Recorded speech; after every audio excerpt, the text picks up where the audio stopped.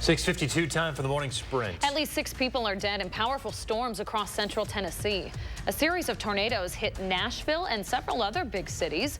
Crews are still working to dig through the rubble this morning, trying to find if anyone else was taken by the storms. Current reports still have at least thousands of people without power. Two groups are teaming up in an unlikely pairing. The National Rifle Association will be represented by frequent nemesis, the American Civil Liberties Union, before the U.S. Supreme Court. The ACLU confirmed over the weekend that they will represent the NRA in a freedom of speech case. They affirm that they don't believe in what the group stands for, but do believe in their case. In Texas, a legal battle is giving one woman whiplash. A pregnant woman with a fatal fetal diagnosis was granted the right to an abortion, but she had it taken away the next day. That's due to an appeal to the state Supreme Court, which decided to temporarily block the ruling. Multiple states with abortion bans are hearing similar cases. Jury selection begins today in the trial of a second woman accused of trying to kill an unborn baby. Brittany Holston faces a single felony charge of attempted first-degree intentional homicide of an unborn child.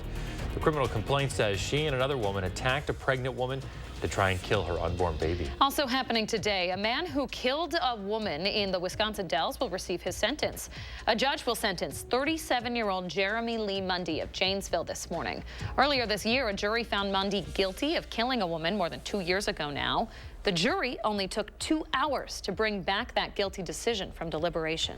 UW staff are still waiting on pay raises this morning. Over the weekend, the UW Board of Regents rejected a deal that would have funded staff raises and building projects. They did so because that deal would have forced state schools to make major concessions on diversity, equity, and inclusion positions.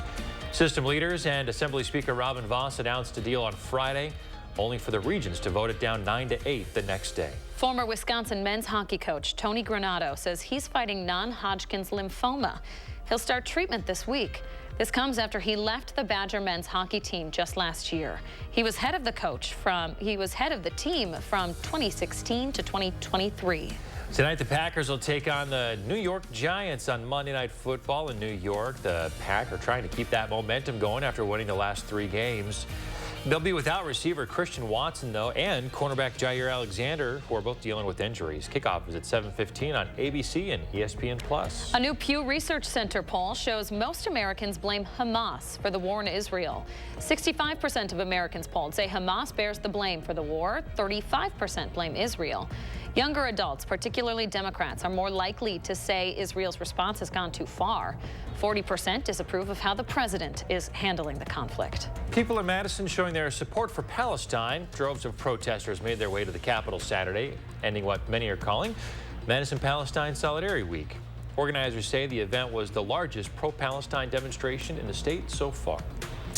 5 minutes away from 7 o'clock, we still have a layer of clouds here in southern Wisconsin. We're hoping these burn off or break up a little bit over the next few hours and give us some sunshine. That's what we're calling for. 22 yet in Madison, 23 in the Dells, Janesville 27, Juneau currently 21.